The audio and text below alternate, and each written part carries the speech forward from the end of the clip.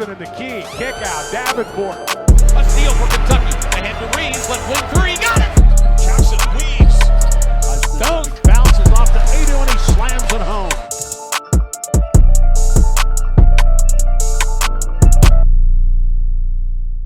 All right, welcome to the very first episode of the new and improved Student Section podcast. Or I guess it's technically called the Student Section, but yeah, my last episode I mentioned how I'm going through a little bit of a rebrand. I already explained the reasons why, so if you want to know why I had to rebrand, go watch the video. But basically, I just needed to change my name, so I did. You guys might have noticed the new intro. It's kind of the same song in the background, but new clips. It has new clips in it. And the new logo, the new border. I don't know if you guys can see. Hopefully that's the right border. But yeah, the new border, new logo, new intro. So yeah, new name. I do want to explain the name. And like I said in the last episode, this name is definitely more fitting. The student section, obviously, at school games, there is a section for the students. And I am a student. So this podcast is a section for the student. And it also kind of relates, like the student of the game, basketball, because I do want to introduce a little bit more of like more basketball knowledge, which will pretty much be this whole episode, so it could get a little boring. I'm just give you guys that warning, but I hope it's entertaining for me. It's interesting for me, learning the game, helping explain the game. But yeah, and then also in the word section, the SEC part out of the section is darkened because I will still be covering SEC hoops, men's hoops. So yeah, this is a podcast all about, like I just said, SEC men's basketball. I say that in every intro, so it's the same show, just different name. Yeah, we have had some very exciting basketball. Right now, I am not actually covering SEC basketball. I mean, I am, but not really. Just because it's March Madness. There were only 2 teams left from the SEC. We'll talk about that here in a little bit, but I just want to do some recaps on the Sweet 16 and the Elite 8. I'm just going to go over some of the games that I feel like need that attention. Houston versus Duke will be the first game I'm going to cover. This was a really good game, but Duke has been on a hot streak. Both teams shot identically from the field. They both shot 20 for 49, but Duke ended up hitting more threes, which does help out. I'm not sure how the math adds up there, but they shot more threes, and Houston only hit 1 more free throw. So really, everything else is almost identical. Rebound numbers are the same. Defensive number, or not the same, but they're pretty much identical with 13 and 11. 13 boards for Duke, 11 for Houston, and those are offensive boards. And defensive boards are pretty much identical again with 21 for Duke and 19 for Houston. So Duke did end up winning the offensive and defensive rebound battle, but only by like 1 or 2 on each. Assist numbers, Houston also lost this battle, but not by a lot. 14 for Duke and 10 for Houston. Steals were the same. Houston did have 4 blocks while Duke had 0, and Duke ended up having more turnovers and fouls. So the game was pretty much even, and it really came down to 3-point shooting. Shout out Jared McCain. He's really showed himself as a tournament ready kind of guy.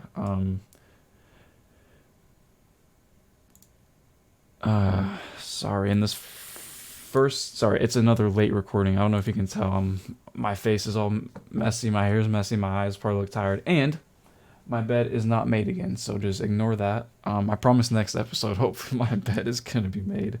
But Jared McCain actually only had 7 points this game. I'm thinking of the game before this where he shot the lights out, but you have some from Kyle Filipowski and Roach. Honestly, not too high of a scoring game from either team. Both teams only had 2 guys in double digits, and the overall score reflects that. It was only 54 to 51. Both teams shot not the most efficient. 40% as a team, that's not the best numbers. You kind of want to be closer to the 50s, just in total field goal.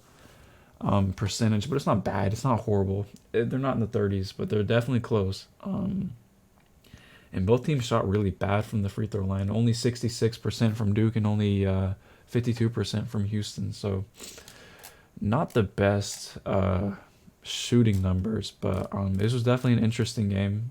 Not interesting, like entertaining. Interesting makes it seem like some weird stuff happened, but no, it was just a really fun game. Kind of, Houston has had a lot of really fun games, except for the Longwood game. But the A&M game was really fun. We got to OT. The Duke game was really fun. Man, it was good games. I do want to talk about the Duke NC State game because I'm gonna cover this NC State team a little bit later. The numbers were not in Duke's favor for this game. They only shot 32% from the field and only 25% from three. But then NC State only shot 23% from three. They were more efficient from the field at that 46% mark, which is a lot closer to 50. Both teams shot very well from free throw. Duke shot a lot better from free throw than they did their last game at 80% and only 73 from NC State. But that's still good overall team percentages. The rebounds were a lot higher this game with 41 overall rebounds. Only 8 offensive boards from NC State, and then 31 defensive. And Duke didn't have that many either. I mean, they had 12 offense and 29 defense, so they ended up winning by only 2 rebounds. But neither of these teams are really built to rebound. You look at NC State with Burns down in the paint. He is a bigger guy, obviously. But he's a real-life fire hydrant, in my opinion. Not even in my opinion. It's facts. He's a fire hydrant. He's not the most vertically gifted when it comes to jumping. So he's not really gonna get you blocks, and you can see that. I mean, they did get 6 blocks. I got to look at his personal stats for Burns. He got 2 blocks, so that's good. And his rebounding, how much numbers did he get from rebound? I'm yapping right now. He only had 4. He is a box out monster because, like I said, he is a fire hydrant. But in terms of actually jumping and getting that rebound, you don't really expect that, especially on the offensive end. And with Duke, they're more of a fast-paced shoot the ball with only really Filipowski down there to rebound. And he did get 9. He got 9 boards, and you got 6 from Jared McCain, which is, you love to see that from your guard. This was the big game for him. He shot 32. I guess, was it this game? No, it was a few games ago. Anyways, 32 points from Jared McCain, really good. He shot perfect from the free throw line, 5 for 11 from 3, 8 for 20 from the field. Overall, just a really good performance for him. And, Roach didn't put up as many points as you'd like, and they only had 2 points off the bench. Again, they only played 3 players, but only one of those guys got a basket to fall. The other 0 for 1, 0 for 0. And, they only played 12, 10, and 9 minutes. But even then, while they were in the game, they weren't very effective. Proctor only putting up 0 points. You could attribute that to one of the main reasons they lost. He only got 3 or 4 rebounds, one of them offensive, which helps, and he had 4 assists. So he was moving the ball a little bit, but he led the team in assists. So at least he wasn't out there doing nothing. And his defense, it was there. He doesn't have any steals or blocks, but he was definitely interrupting some defensive stuff. You got 29 from Burns. This is one of his bigger breakout games. You have 20 from Horn. Dude, Burns has been so fun to watch. This NC State team, they had to win. The fact that they're even in this tournament is insane because they had to win their conference championship, which they did, which that gives you an automatic bid into the tournament no matter which conference you're in. Obviously, if you're in a D1 school, that's what I meant to say. So they did that to fight their way in. They are the 11th seed. This is the Cinderella team this year. I think I mentioned it in my last episode, which team had the highest Cinderella potential, and really this was the only team left that had that. We talked about Oakland a little bit, some of those other schools, but this was really the only team that had that, and they're living up to it. And I really, really believe they have a shot at making the championship. Maybe not winning it, but I definitely think they have a shot at getting there. All these teams that have made it to this point can get there. So they're definitely deserving of that recognition. You got 7 points from Middlebrooks off the bench. Not the best because he did have 26 minutes. That is a lot of time in the game. But you don't really want him to score. He got his 5 boards. 4 of them being offensive, which is offensive boards are... honestly, they're both about even, but a lot of people will value offensive boards more because they get you extra possessions. Obviously, he did get a steal and 3 blocks, so his defensive presence was definitely felt. So yeah, overall, just a really good game for NC State and Duke. The only reason Duke, you could really say they lost, is just because they just weren't efficient. Their shots just weren't falling. And that's gonna happen to teams that shoot the ball a lot. You're just gonna have one off game, especially in double or a single elimination like March Madness is. If you have one off game, you're out. You're not winning. Another game I wanted to highlight was NC State and Marquette. So we're going back in time. And Marquette lost for a very similar reason that Duke did, and they didn't shoot the ball well at all. All the statistics are pretty even. They did get 42 rebounds for NC State and only 35 for Marquette, so they lost by 7 points on their rebounding numbers. They got killed on the defensive boards by 9. They did win offensive just by a little bit, though. NC State moved the ball better with 14 assists. They had Marquette only had 8. But I did mention in my last episode in the tier ranking, I believe I put Marquette at the very bottom because they don't get to the free throw line and they don't get rebounds. They did get to the free throw line a lot this game, and they proved me wrong. The 2 games after this, or I guess just the 1 game they didn't, but they did lose the rebounding battle. I kind of predicted it, kind of not. I do want to mention real quick. Actually, okay, sorry. My mind is all over the place right now. I'm going to finish up analyzing this game. Some standout performances. He only had 4 points from Burns for NC State, but he did get his 7 assists in. Diarra, only 11 points. I say only, that's a good amount of points, but 15 rebounds from him and 13 of them being defense. Only 2 offensive, but 15 rebounds is a big number in 35 minutes. You look at guys like Horn had 19. I think he led the team. Yeah, he definitely led the team in points. And then Marcel had 15. So they didn't score, like they didn't have anybody really go out there and score a lot of points, but they definitely they had everything else going for them, everything else on the floor, defense, playmaking, just being in the right place at the right time. Middlebrooks had only 4 points again, but he had his 7 rebounds, 6 of them being defense, so he didn't get as many offensive, and he had his 1 block. I do want to look at the block numbers real quick. Marquette did win this category, doubling the blocks that NC State did, but just overall, NC State just shot the ball better. You got 20 points from Jones.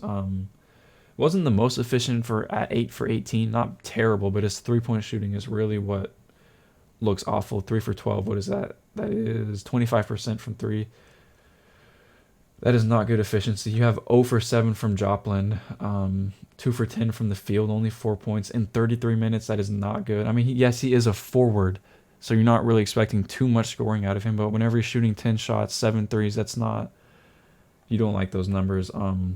Kolek, this was an amazing game from him. Only 17 points, so it doesn't feel like a lot, but he was very dominant, especially in that first half. He was getting to the rim at will. He was setting people up. He only has 3 assists, but he did somehow get 10 rebounds as their point guard, their lead guard. And he got himself a block as well. So he was pretty much everywhere. Only shot 1 for 5 from 3. So at 20%, that's not very acceptable. Overall, they just shot really, really, really bad from 3. I think their percentage was 12% as a team. A team like Marquette, who's going to shoot 31 threes, if you're shooting 12%, I guess I'll round up 13%. You're not going to win the game. They suffered the same downfall as Duke, which kind of begs the question: is NC State one of the best perimeter defenders in terms of getting people to not shoot the ball? They're not really running them off the line, but they're causing them to miss. You saw Duke, and then Marquette shot really bad from the line. That could be a very big factor for them in this next game whenever they play Zach Edey.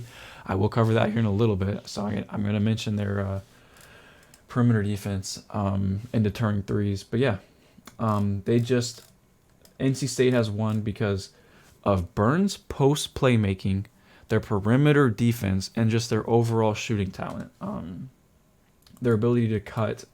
Their just off-ball movement is, whenever you have a guy like Burns who passes the ball as well as he does, their off-ball movement is just beautiful.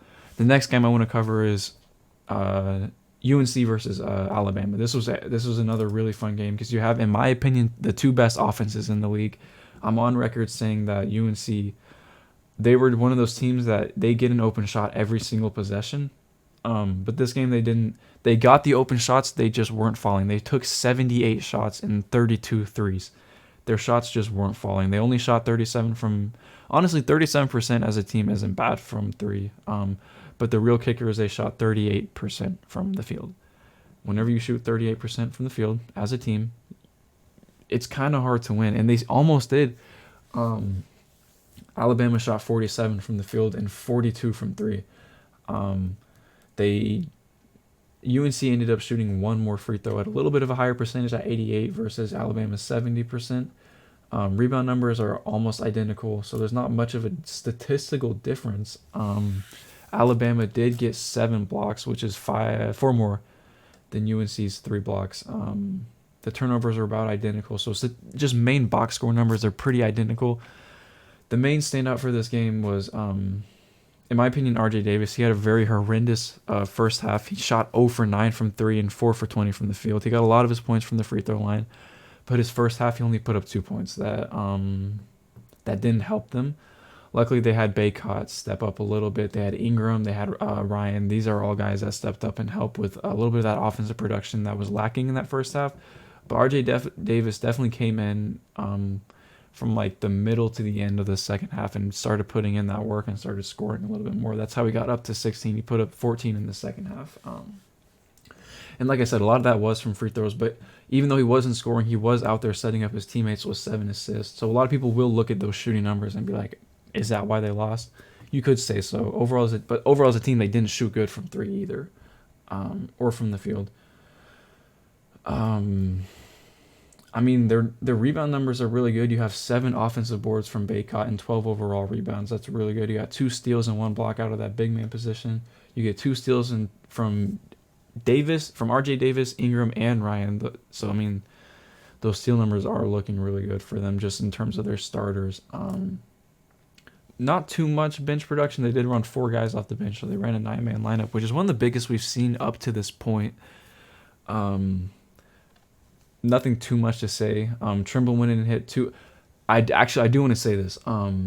Cadeau, shout out Cadeau and shout out Trimble. Even I shouldn't be talking about the losing team this much, but these were 2 guys that Alabama went out there and dared to shoot the ball, and they shot it really well. Trimble hit 2 for 2, and then Cadeau was only 2 for 5, but that's way better than his. I mean, it's 40%. That's really high percentage, and you got 100 obviously from Trimble. So those were 2 guys that you really can't blame for this loss. I mean, I guess Cadeau didn't really put up much production other than his few points, which he only played 13 minutes. So I mean, he's not like he was out there doing too much for too long of a time. But yeah, these are the 2 best offensive coaches in the league, and Alabama just ended up outshooting them. Shout out to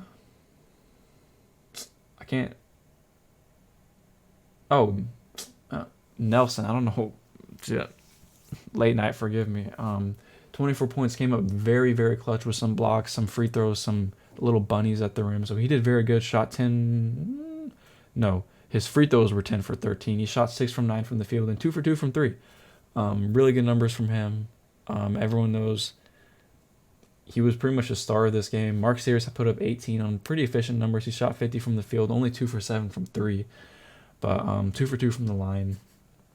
You did get 12 rebounds from Nelson. I don't know if I mentioned that. And you got 9 from Pringle. He didn't put up too much offensive production. He only got 19 minutes because of that. But only 2 points on 1 for 5 shooting. No free throw shot. His rebound numbers are really good with 5 offensive rebounds and only 4 defensive rebounds. But, I mean, overall he's got 9. And you get 4 offensive rebounds from Nelson. So they did have some really good offensive rebound numbers. Let me check. Did they out-rebound them pretty bad on that? Yeah. I mean, they got 7 more offensive rebounds than... No, excuse me. North Carolina got 7 more offensive rebounds. So yeah, I got that wrong, but they still did get a good amount of offensive rebounds. Not much bench production. They also went 4 or 9 players deep. Only one.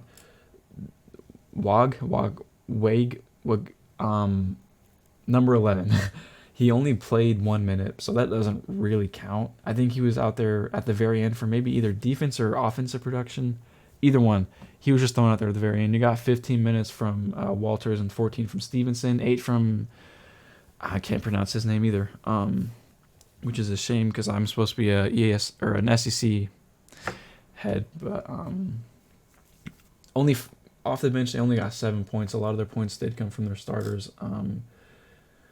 So you did get a little bit more bench production out of UNC, but overall Alabama just outshot them, and at the end of the game they out-hustled them. It looked like what UNC was doing at the beginning of the game to get them points wasn't working. It's not that it wasn't working, they just weren't going to it. They were just running ISOs, putting up bad shots in like the last 2 minutes, and I'm pretty sure they were winning, and Alabama had gone on a little run, and that run might have been because they were just forcing up bad shots and not going back to what was causing them to have that lead in the first place. So this was a really fun game. Obviously heartbreaking for me because I had UNC winning. I feel like my favorite team had just lost, and it was painful. But I think that's all the games I wanted to cover. I do want to mention how my tier list, it was pretty accurate for the most part. The two teams I had at the very bottom, D tier, I might have been a little disrespectful, but Creighton and Marquette both lost in the first round pretty convincingly. Not convincingly, but it wasn't really a close game. So I guess I got that right. A lot of the teams I had in that C tier ended up losing out. The teams I had up high, I had Purdue, UConn, Duke, NC State. Those were some teams I had higher up. I don't think I had Duke as high up. But one of the teams that I did have higher rated in that tier list was Arizona. They ended up losing in the Sweet 16. So they made me look like a fool. Shout out Clemson. I do want to go ahead and shout out Alabama. First off, because they are the only team represented right now in the Final Four. So they're representing the SEC. They do have a really tough opponent with UConn. But there's a potential. We'll get there later. And shout out Tennessee. They were the only other team that made the Elite Eight. They ended up losing, obviously, to a number one Purdue team. That game was pretty much the Dalton Connect show. And Purdue only shot 20% from the three that game. So that Tennessee could have done better. 30. Okay, these numbers, I just saw these for the first time. 37 from Dalton Connect. And then the other total starters, they have 19 points from the starters. So Dalton Connect outscored his team by, so we're counting up all the bench points, which is another 10. So they had 29. He outscored his total team by 8 points. One man outscored his entire team by 8 points. You don't like those numbers. Overall, really inefficient from the rest of the team. And I think I had said this I don't know if I said this last episode. I know for sure I said it in my coverage of the SEC tournament. But Tennessee is just the Dalton Connect show. And you saw it in this game. They just burned out because it was just Dalton Connect's 37 points. And then who else did anything? You got 100%, or I guess 2 for 2 from the three from James. No one else really did anything. 1 for 8 from 3 for Zakai Ziegler, and only 3 for 12 from the field. That is not good numbers. Everyone else shot pretty efficient. They just didn't shoot the ball a lot. Other than Zakai Ziegler, everyone else kind of only shot the ball about 4 times, give or take. Jonas Adu, only shot 0 for 4 from the field, and he only played 10 minutes, so he didn't play a lot. You saw a lot more minutes from Awaka, just to fill in that, and Estrella to fill in that forward spot. He didn't really get into foul trouble. He only had 3 personal fouls. He just wasn't performing the best. So yeah, that is pretty much all the games I wanted to highlight for the. I'm not going to highlight really any of the UConn games because they're winning by like 20, 30 points every time. So I'm not going to really highlight any of their games just because we all see what they're doing. I do want to go ahead and start to preview the Final Four matchups, but I want to do it in a different way. Instead of, obviously we know what Purdue can do, we know what UConn can do. These are 2 number 1 teams that have been heavily covered by the media. Everyone watches them. We know what they can do. What I want to do this episode is highlight what NC State can do and how they should do it to beat Purdue, what strategies they need to employ to beat Purdue, what advantages they can take care of.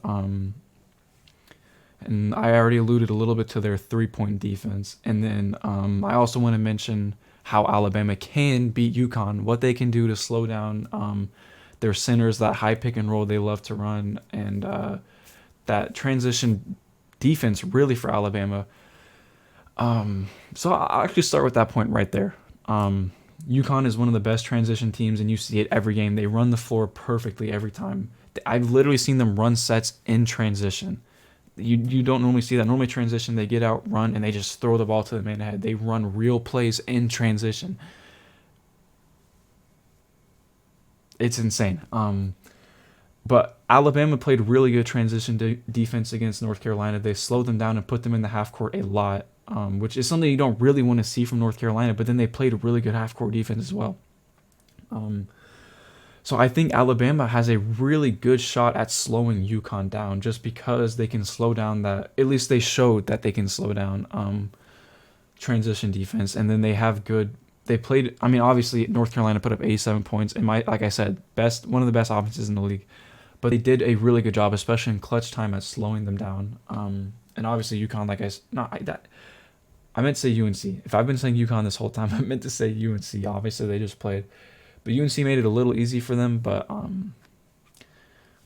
enough of those semantics. I do want to go ahead and run some film so I can kind of help break down what UConn does, and then I'm going to run a little playbook simulation I made on Photoshop. It's going to be a little janky, but in how Alabama can stop those actions that UConn runs. So let's go straight into the film. All right, so this first clip I'm running of UConn, I believe, is there... Actually, I don't remember what this one is. I'm going to go ahead and play it because I clipped it, obviously, for an important reason. Let's just watch. Let's just watch and enjoy it. Yes, I remember now. This is one of the things I want to highlight about UConn in their half court, and this also plays into their transition defense. Number 35, I can't remember his name right now. I'm not even going to worry about it, but they love to run this high pick and roll, or this high DHO, however they run it. It's some sort of DHO dribble handoff, just a regular handoff pick and roll, a ghost pick and roll, whatever, ghost screen, whatever. They love to run it with this specific number 35 because of his foot speed and his verticality. So watch how Illinois, this is one of the main reasons Illinois had lost, and I believe Alabama can do a little bit better than this. So what they do is they run two guys right here on the strong side. This is important. They run two guys on the strong side, and they run one guy back here on the weak side. So what happens here is whenever he gets the ball, he's already in motion because they just ran an off-ball screen, just a quick little pin down screen. So now guy in orange is chasing this guy. He has downhill the full advantage with the ball. So what this causes to happen is, oh, I went too far. Let's go to here. He right now is chasing. So what this causes to happen is their big man right here has to help up, or else he's going to get an easy floater, an easy mid-range, or he's going to get an easy layup at the rim. So because he has to help up, 35 has a wide open lane, like no exaggeration, wide open, because you put this man in no man's land, because he has to chase. So how do you combat this? I'm gonna cover that. Actually, I'm just gonna play the rest of the film so I gotta slow down. My mind is moving too fast right now. But that's that first clip. The next clip we have right here, I believe is a little different than this one. I'm just going to let it play out so I can help analyze it. Yes. Okay. So even though they missed this shot, one thing UConn loves to do is they set a ton of they do a lot of off-ball movement with a lot of off-ball screens with either this guy or the number 35. Like I said, I can't remember their names. Too late right now. But what the main thing that I've noticed a lot of teams do, in Illinois especially, is they don't switch. So what happens is the guy who's guarding whoever's supposed to be receiving the screen, or DHO, whatever happens, any sort of offense, any sort of like pick and roll option or whatever, the guy who's chasing the dude who's supposed to get the ball off of the screen is always chasing. They never, because the thing is, you can't cut around and go under the screen, because what happens is then he's going to get the ball and have a wide open lane to the rim, because you're not going to be guarding this backside. So you ultimately have to chase and just give up that three. But what you would like to happen is you would like a switch, but you you really can't switch. I believe Alabama does have the people to switch these though. They have enough tall, lanky guys. They have enough athletic guys. You look at Pringle. He did have his hands a little bit full with Baycott, but UConn doesn't really play back to the basket basketball. They do a little bit, but they really don't do that with their bigs. So what you would love to see is you don't want Pringle on their big. You would want Pringle down here as one of these two guys guarding one of their forwards. UConn does a good job of running 4 guards and 1 center, so you can't switch too much. But you would want Pringle right here, and you'd want their forward or whoever they have playing, either their other center or their other forward or their next tallest guy that's not Pringle. You want him to guard the guy giving the screen. Because what happens is the guy giving the screen, you pretty much want to hedge the screen, which means you want this guy right here, number 42, to pretty much be denying the shot or even jumping the pass if you'd like. This guy chasing, you want him to stay here.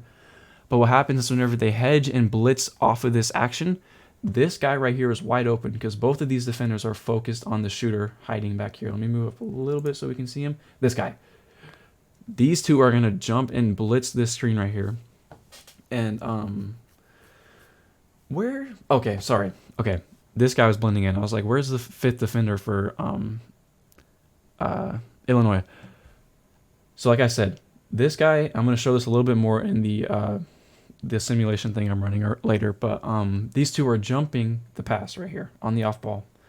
So this guy is naturally going to want to cut, but because you have Pringle right here or a paint defender, they are in the perfect position to set up help. And obviously what this does is this leaves right here, you can kind of see him, it leaves him guarding both of these guys. But because he's on the weak side, just remember, because he's on the weak side, this is such a far pass you have to get from here to one of these guys, which gives him plenty of time to pick the guy that the ball is going to. And then ideally you would want number 13 to recover and pick up a man, and this guy who's chasing, you'd want him to pick up here at the top. I hope that makes sense. You basically just want everyone to rotate around counterclockwise just to help cover that, because he's rotating up, he's rotating down, he's rotating over, and he's rotating over, if that makes any sense at all. The only problem this leaves you with is you do have a little bit of mismatch, but you can switch that off ball later on. I hope that made sense. I really hope that made sense. This clip is a little bit longer, so I want to see what else is on there. I think that might be it. Maybe I play one more possession from them. That's it. A little example of their transition offense. I believe Alabama will do a better job at that. And then the last clip from from UConn, sorry. I believe this is also this is what I was talking about, how they run plays in the transition. I don't know if this is off a made bucket or if this is off a missed bucket. But as you can see, they're running in transition. These two guys are trying to get back. You can see there's a lot of motion. This guy up here is trying to get back. And they run this handoff I was talking about. I believe, is it? No, this one is a true pick and roll, but I believe it's a ghost screen. So he does a full screen. It's a full pick and roll. And this is just a lack of communication. His ability to get this alley-oop is a lack of communication, because if you look here, his man is tripping. His man is on the floor while this action is happening. So what you would want from him is a little bit more court awareness. I'm not calling him out. This happens to everyone. We just got back in the second half. They're worried about getting this deficit away. I'm not saying he did anything wrong. I mean, he did something wrong, but everyone would make this mistake. You would want him to recognize that it is basically a 4v5 right now. Obviously, his back's turned, so he can't see the action that's going on, but you should expect some sort of action out of UNC, or out of UConn. Pardon me. But you'd expect an action, so once your guys fall, you want to look for the help. Obviously, this isn't going to happen every time, but in the transition, like I said, this is basically the same setup as last time if he didn't trip. 2 guys on the strong side, 1 guy weak side. Same thing. They are playing it a little different here, but not really, because this guy, once again, is going to end up chasing off of that screen. Like, look at him. He's behind because he had to go over. You can't go under. He's going to shoot it. He's chasing. Everyone's moving downhill. This guy is stuck in no man's land. So what you would ideally like to happen, he steps up. So number 13 picks him up, and you'd want a quick rotation from him to pick up number 13 and seal off the alley-oop. He right here. This one's a little bit. This one's actually a little bit easier to do because you'd want him to pick up this guy down here, and you just want him to just continue this roll over to pick him up, if that makes any sense. So this guy, you don't have to do anything. You're chilling. You don't have to do anything. You don't want him to help though, because if he does help, he's obviously wide open, and the other 4 people on Illinois, no one's going to be able to cover and get this guy. So you want the help to come from the strong side because you have all 4 defenders over here. It's easier to switch. It's easier to communicate that way. As you can see, there's just a lack of switches, and so they get the wide open alley-oop because he was just too late to react. Obviously, it's not his fault. He's running transition. That's hard to defend. So I'm going to go ahead and open up that simulation to help kind of visualize what I was saying in case it wasn't very clear, because I could imagine what I just said might have sounded like I might not have explained it very well. So we're going to go ahead and pull that up real quick. Like I said, it's a little crappy animation in Photoshop, but here is the action that they run. It's probably going to look more like this. He's going to be on this side with the defender here, and the pick and roll is going to come right here. All right, sorry, I had a little bit of technical difficulty. So this is the setup that they ran with that pick and roll that I was talking about. Here's the ball handler, here's the center, here's the forward. I just highlighted the center and the forward, so it's a little bit easier while I'm explaining. We're not losing track of people. But the thing is, usually UNC does run a 4-guard lineup, so this wouldn't really be a forward, but it is usually their weakest shooter. Or this guy in this corner is their weakest shooter. And if it is this guy in the corner, you would ideally want him to help, but not really.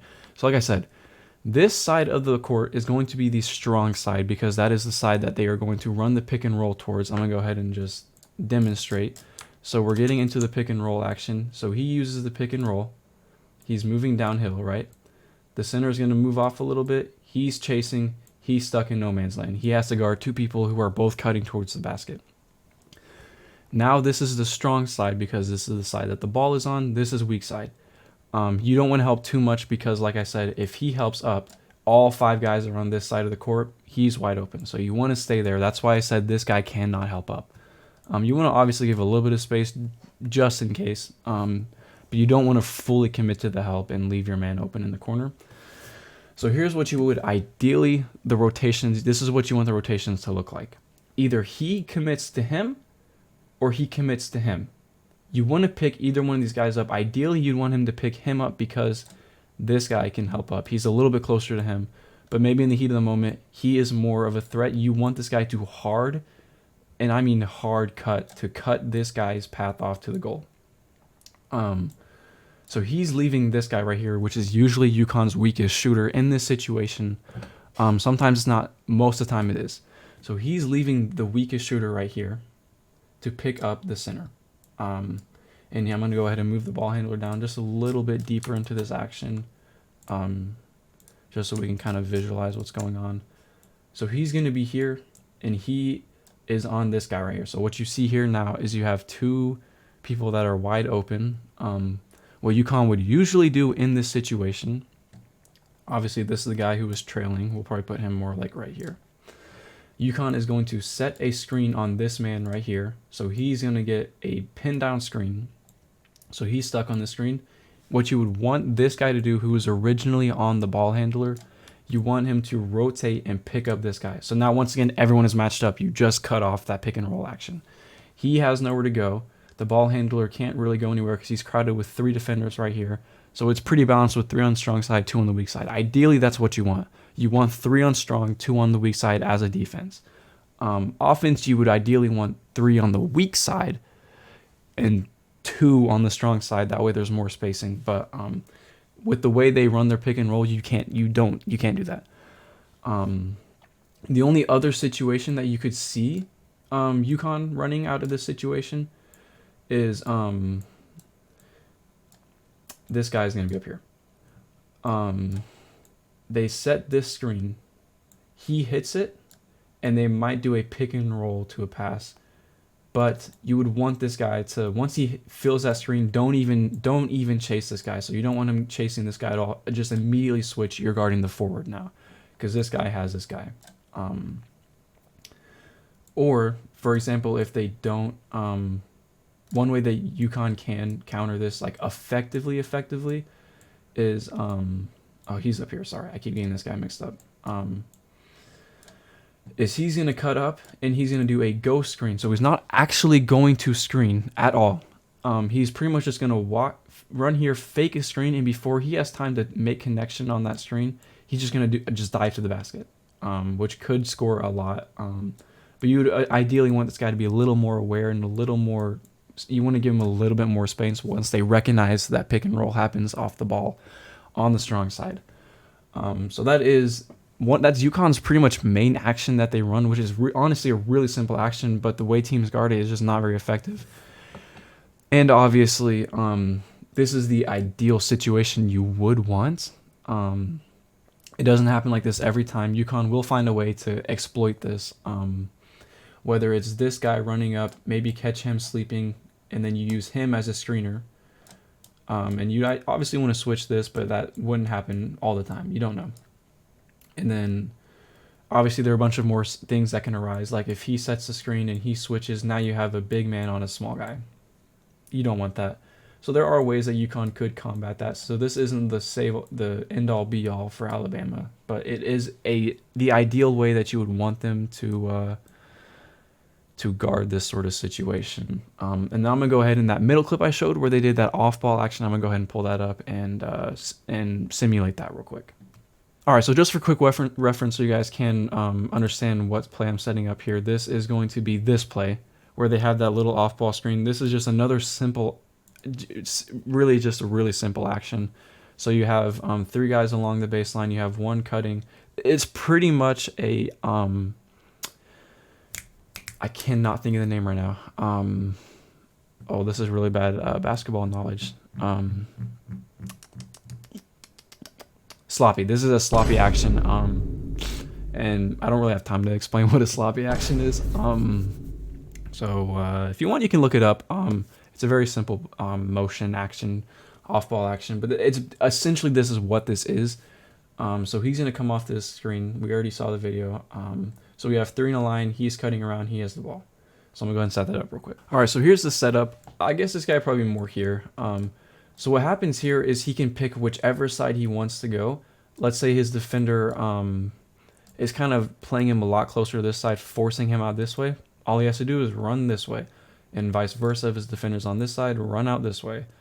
He needs to be up here, sorry. So yeah, this is the action. So let's go ahead and get him out here, and this guy is chasing because of the screen. What you would ideally want to happen here is a switch, but what that causes is because he's flashing up like this and he's chasing, wide open basket. So in this situation, you want more of a not so strong switch. Obviously, ideally you want to deny ball and have this guy fill in this spot so they can't cut. But most of the time, this is going to be a smaller guy on a bigger guy, so you don't really want that. And I guess the center would probably be more over here, so we'll put it like that. But yeah, this is the situation you have right here. I'm going to go ahead and put everyone back in their original spots. But yeah, they're going to run this this pin down screen real quick. And so he's chasing, right? He's chasing. The ball is most likely going to swing over here. And now that he has the ball, this is such a good play. I love it. It's really hard to guard. But he's chasing, so he's either going to have an open shot, or if they somehow get around this screen, I'm going to go ahead and do the situation to cut that off. They're going to dive here, and he's going to fall down a lot because this is someone that you're not really expecting to shoot too much. So you're going to fall down a lot and play help. So now he's double teamed. And he's kind of playing more of a zone action, which sets up a bad situation. So what you want is once they jump and hedge and blitz off of that screen, you'd want this guy to fall back to the center. And hopefully at this point, he's kind of more situated in a better defensive position, the guy that was chasing originally. And you're pretty much set back up to where you were. But let's say, for instance, this does happen. Once they pass the ball, this guy is most likely going to fall out here to open up the paint. So he can either ISO right here because they have 2 on the strong. They pretty much have 4 on the strong side. But what happens, this is a genius play. We didn't get to see it on the clip that I highlighted. I couldn't find any clips. I didn't look too hard, but they're gonna set a I guess like a reverse elevator screen, which is something that you see a lot out of Golden State. They do this a lot with Steph Curry or Klay Thompson. I'm gonna show you what an elevator screen is real quick. These guys are gonna be right here, ball handler right here. An elevator screen is where he comes up, and just like elevator doors, these guys close off their defenders. So this guy is gonna get pretty much double screened, and these two are gonna be too slow-footed to come out. He's gonna get the ball right. Oh, excuse me. What is going on? Okay, sorry. He's going to get the ball right here, and he shoots it. It's pretty much the opposite of that. So like I said, we have this guy here. These guys are going to be more in this sort of position. I guess more like here. They're going to run an opposite version of that, where they're going to get a reverse screen, right? And the problem with this is this guy, once again, is chasing. He gets screened. So one of these guys, probably the strong side guy, would help over and stop that. But then what that leaves is a wide open leak for a shot. There isn't really a best way to cover that other than to just switch absolutely everything. And so once this screen is hit, this guy picks up this person. So these two are now matched up, and this guy picks up the cutter. So he denies ball. You could end up with a little bit of a mismatch here, but you're willing to take that rather than an easy layup or just an easy jump shot. And then once again, they have more sets that can run out of this, but this will waste up a lot of shot clock and may end up causing a bad shot. Those are just simple ways that Alabama, and like I said, Alabama has the ability to switch like this. They have a lot of fast guards, they have a lot of lanky guards, and they have fast center/forwards, so they can guard this sort of action. I think Alabama is a really perfect team to go against UConn, because once they do these actions, UConn is also a good defensive team, but Alabama is the best offensive team in the SEC, arguably the best offensive team in the entire league. So they can go mano-a-mano with them. These are just some simple actions, not actions, but they're defensive schemes to block UConn's actions. All right, so with UConn and the Alabama game out of the way, I do want to highlight. Now I want to go ahead and move on to the Purdue versus NC State game. And like I mentioned, I believe that NC State is a team that can make it to the, based off of their players, I believe that they can make it to the championship game. And here is why they can do that. This guy, Burns, this is a guy I was talking about earlier that is a literal fire hydrant. He is a big body. So what happens is he gets the post feed right here. They have 3 weak side, 1 strong side. He's the one who just passed the ball in. The reason he is so important is because he's so strong and low to the ground. He is such a threat. But the problem is Purdue has Zach Edey, who is a super tall, super strong, pretty mobile center. Not super mobile, but so he's not going to be able to back down, which is why I think I picked this clip, because he is forced to use his vision. See, what happens is they use a decoy cutter right here. Let me mention this real quick. I'm a little far in, but I was just talking about how Alabama can defensively scheme. Right now I'm talking about how NC State can offensively scheme. So yeah, so they use this decoy cutter, which is going to cause this guy right here to help up. You'll see that real quick. He didn't really help up, but he's pointing out the cutter. He's not focused on this guy who's on the weak side. So they're all crammed in to cut off this cutter. Now he has 2 options. Obviously, we saw the option he picked. His vision is insane out of the post. He will always hit the right person, and it's because he is such a threat in the post. He's able to do that. He's kind of like Jokic, except a lot shorter. Not a lot shorter, but he's shorter. Same build, same play style. He is Jokic. We'll call him Jokic. He can either hit this guy, or he can wait just a little bit for the decoy cut to get deeper into the paint and cause this guy to help over, and he has an alley-oop, or just a simple a high pass, just some sort of setup, or he can hit him in the corner if this guy can shoot. But in this situation, he makes the right read. He hits him in the corner for the open 3. I don't think they hit it. They do hit it. So that is one way that you see NC State run this action a lot. They run this out of the post. And you'll probably see a similar result because it's Zach Edey. because if it's not Zach Edey, usually they will double team him, which will leave someone wide open. And NC State has the shooters to do this. But in this situation, since Zach Edey is going to be away from the basket, they're losing a lot of rim pressure. They're losing a lot of rim defense. So they are going to want to play up on this cutter. They're going to want to crash and try to, cram up the inside for this cutter, which is going to leave pretty much 3 people wide open because they're not focused on these guys. They're focused on the cutter, which is the real threat, because this guy will hit the cutter, and I'm going to show you that in the next clip. I hope it's the next clip. Let's make sure this is the right one. This is out of the Duke game.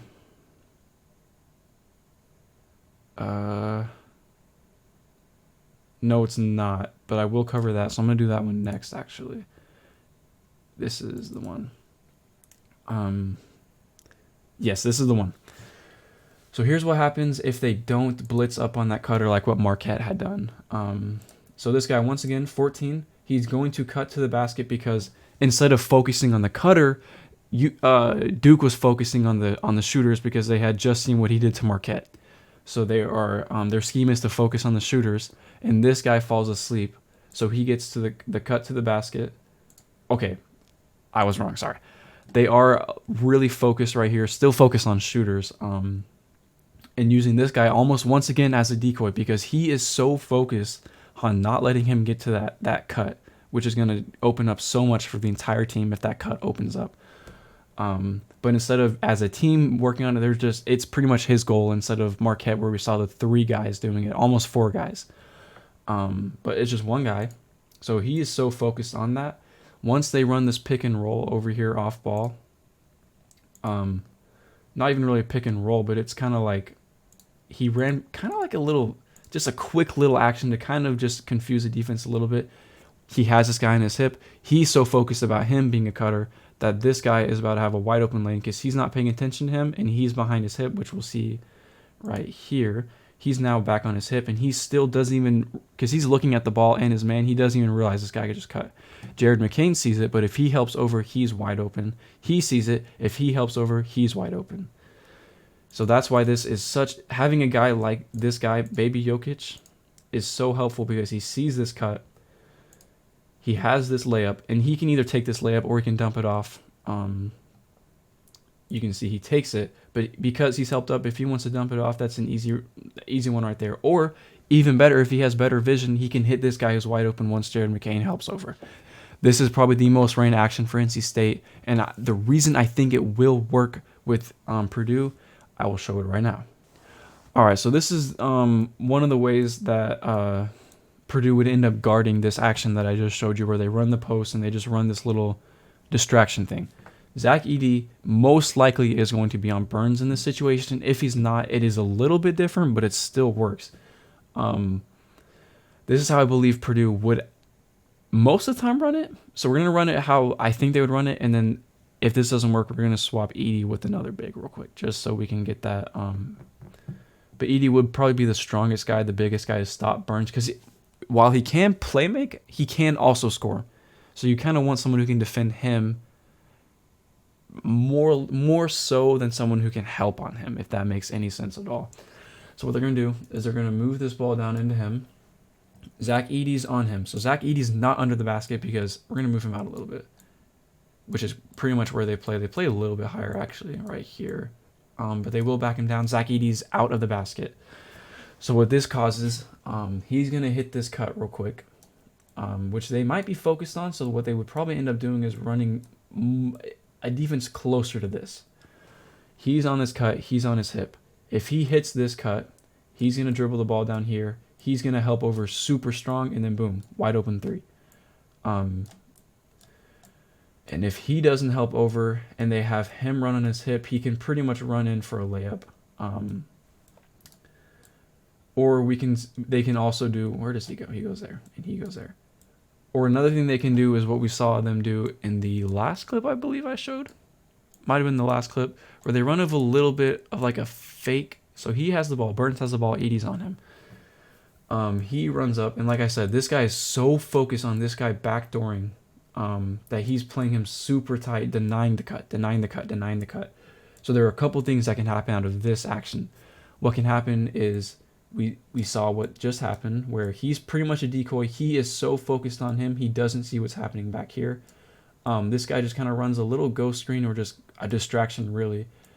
He runs here, and what might happen is he's going to either get a little disoriented and just play either a little too close to this guy, or he's going to play a little too close to this cutter because he's so worried about him. And that opens up this lane right here for a cut. And then boom. And then, like I said, if he helps over on this cut, boom, wide open. So that's what could happen there. Or he has the ball, he can run a curl right here, and then now he has the ball. And what could happen here is you could see a chase, which would just result in a wide open layup, or once again, he helps over, the ball moves, whatever. If he doesn't help over and he plays here, Zach Edey more than likely will help here. And then now we have a mismatch. The mismatch you see here is their ball handler with Zach Edey. Usually, once they see that mismatch, they're not going to challenge Zach Edey, but they will take the ball back up here. They're going to keep these guys on this side of the court on the weak side just to space out. Like I mentioned earlier, the defense or the offense ideally wants 3 guys on the weak side, 2 on the strong side, especially NC State. That's how they want it. So now you have 2 options. You have the faster guard, who is being guarded by the slower-footed Edey. So you can have Burns clear out, and then now you're pretty much just running ISO with Edey. He blows by Edey. Someone's going to have to help. One of these guys are going to have to help over, leaving one of these shooters wide open. And let's say, for example, this guy helps. They cut here. What they're going to do is they're going to help in a counterclockwise way, and so will Edey. Hopefully they can swing the ball quick enough to get it there before Edey, who's not very fast, will get there to cover that action. Or another thing you'll see happen here is there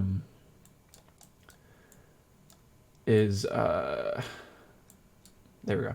You're going to see Burns stay down here in the post and just take advantage of the mismatch. The smaller man on him, once they get the ball here, guess what they can do? They can run that action all over again, because now that he has a smaller man on him, Burns is a bigger threat. So once he's going to back this dude down to about here, probably. I've seen him do this so many times. He's going to back him down to here. Someone has to help over. And most of the time, it is going to be this guy flash up. And because Burns has such good vision, he's going to find the open shooter. Or what might happen is this guy sees that he's open. He's going to leave his man, boom, open shooter. That is how NC State can take advantage of Purdue's defense. Obviously, it's not that simple. Like I mentioned with Alabama, this isn't going to happen perfectly every single time. But these are certainly ways that that NC State can take advantage of Purdue and Zach Edey. And now I do want to talk about. I mentioned I didn't show any offensive schemes for Alabama because they have Nate Oates. I don't need to do Nate Oates' job. I don't need to explain what he does because he's the best coach. They will find ways to score on UConn. So I didn't talk about that, but I think NC State, it will be a little more confusing for how they can defend Zach Edey, which I'm going to talk about now. All right, so the setup for Purdue's actions is almost identical to the way that NC State runs their actions with Burns, except usually they're going to have NC State is going to run 3 guys on the perimeter, whereas Purdue is going to run 1 guy more so on the elbow right here with 2 guys on the perimeter. Because what this does is you get the ball into Zach Edey. And now Burns can hold his own because, like I said, he's a fire hydrant. He is a heavy, bigger guy who can defend Zach Edey, or at least keep him from backing him down. He's not tall enough to defend him. So that's where the problem comes in, is if Zach Edey does somehow get the ball lower in the post, while Burns can keep him from going any deeper, Zach Edey is taller and will eventually find a way to get a hook shot off or whatever. So you can't run this matchup one-on-one if they are this deep. If Zach Edey for some reason gets the ball up here, Burns can keep him out of the paint. But if they do get the ball right here, what do you do now? Ideally, you would want this guy on the strong side to flash and just get a series of rotations going and have this guy cut off right here. But the problem this opens up is Zach Edey isn't the best playmaker, but he will hit this guy. He will hit him. So you can't really do a rotation that way. But you do kind of want to play here you don't want to help too much if you're this guy, right? Because what this causes, you want this guy right here to flash down. While this is normally going to be a bigger guy, you want him to flash on the weak side of the blind side of Zach Edey, so he's not seeing that a double team is coming. Once this guy flashes over, he's back on his man. He's back on his man. And what you see here is you have a man who's open, right? And normally Purdue does run a little bit of off-ball action. Maybe they don't this time. But what this causes, let me back up real quick. Once this guy helps over and he moves back up to his guy, you want to force Zach Edey to pick up the ball. Once he picks up the ball, you are going to have this guy is going to cut. Naturally, he's going to cut because he sees that he's open. He's going to cut. You want Burns to hop off of that and help up, because what happened is this guy right here who helped over is still a big man. He can guard Edey, and especially if Edey can't dribble, he can guard this man right here. So now that you have Burns on another big man, you still have a big-to-big matchup right here, right? So you're not getting any sort of mismatch with a guard on a big or a big on a guard. You still have a big-to-big switch. So Burns can maybe stop this guy. He might get a little deep, but what this causes is the paint is now congested. Zach Edey's going to have to kick the ball out, and they're going to have to run a new action, which they are definitely very capable of, which I'm going to highlight right now, the action that they would normally run. These guys pretty much didn't move. He's going to kind of play higher up here. He's going to play that elbow. So what they do sometimes is he gets the ball here. This man right here will run a quick little pick and roll for Zach Edey, who will get the ball in the high post. And now, once again, you're going to either want to switch this or maybe Burns can get around the screen, but ideally you want to switch this. So now you have Burns in help defense and a little bit of a weaker guy on Zach Edey. This is perfect positioning for Purdue. This guy is probably going to be out a little bit farther just to create some space, and this is where Burns is going to be. They're going to pass the ball down here to this guy most of the time. Sometimes they will get up to Edey and allow some sort of off-ball movement with these guys, but for this example, they pass the ball down to their other big who is not Zach Edey. Once again, this is a big who is not Zach Edey. So Burns is on him, and then this is where all the fun happens. Zach Edey will come up and set some sort of off-ball screen. It might be for this guy to come, receive the screen, and run a curl similar to what we see NC State do, and now this guy is the playmaker. Or Zach Edey's going to set the screen over here and move these guys back. And set a screen on this guy for a curl screen as well. Another pass right there. Whenever this sort of action happens, the best circumstance you can have, whenever they're cutting, he's going to help up, he's going to help up. But now the problem, once again, this is a small man on Zach Edey. So this guy, once the cut is denied, he's probably going to fill through here. He's going to fill his spot over here. So now that you have a smaller man on Zach Edey, this person right here is the other big who was on Zach Edey. And then right here, you're going to get this mismatch with a smaller guard on Zach Edey. Not much you can do about this. This is where the problem comes with Purdue. Once they're in this action, he's going to get the ball to Zach Edey, and he's most likely going to clear out to this side, and he's going to clear up. They're going to open up the floor for Zach Edey right here. He's probably going to be a little bit higher. And so pretty much we're right back where we started, except we have a mismatch. This is a big, and this is a big. And because of this situation with Zach Edey being higher up in the post, because he's not so far down, he's higher up, you can blitz this from the strong side. You don't have to send help from the weak side and get a blind double. This you can blitz this right here. Force Zach Edey to pick up the ball, maybe go for a steal. And what happens here? He rotates here. This is a little bit of a stretch because you do have to have a lot of communication, which is, in these situations, it is hard to have this level of communication. He fills up here. He fills up here. And Burns and this guy are going to fill in at the exact same time. He's going to have to guard two people. It's the nature of it. Once Burns is back on Zach Edey, this guy can then leave Zach Edey and go fill up here. And then now we are back to where everyone is matched up where they're supposed to be. Now, the problem with this, like I just mentioned, that is very hard to accomplish, to have everybody communicate in a way that gets everybody open, or not, that keeps everybody from not being open. Rotations are very hard to do in a defense, especially in a loud environment where it's hard to hear communication. It takes a lot of communication, but if you practice these sort of schemes enough, you can stop Edie. But as we have seen, it's hard to stop him, because once you get in the game, like I mentioned, the communication pretty much falls out the window. But if you have a team like NC State, who I believe is very connected and they are very good on running guys off the 3 line and defending that 3-point line, Burns on Edie is the best situation. Burns, both of these teams, Alabama versus UConn and NC State versus Purdue, are the perfect matchups for these top 1 seeds. These bottom teams are like, they can counter these teams very, very well, which is why I could very well see 1 or maybe 2 upsets, which is why I alluded earlier. I think NC State has a chance to make the championship. I think Alabama has a chance to make the championship because these teams match up so well against these higher seeds, these upper dogs with these super good, talented players. They match up perfectly against them. All right, I hope you enjoyed my breakdown, my analysis of these Final Four teams. Hopefully it didn't get too confusing or too boring for you. I tried to keep a little bit of the energy up so that way we could stay hyped, we could stay focused on what was going on. Hopefully things weren't moving too fast or I wasn't explaining certain things enough. I know I didn't describe what a floppy is. You can look it up. I feel like it's a little too late. I made the mistake of not showing it, but you can look it up what a floppy action is. It's a really simple action.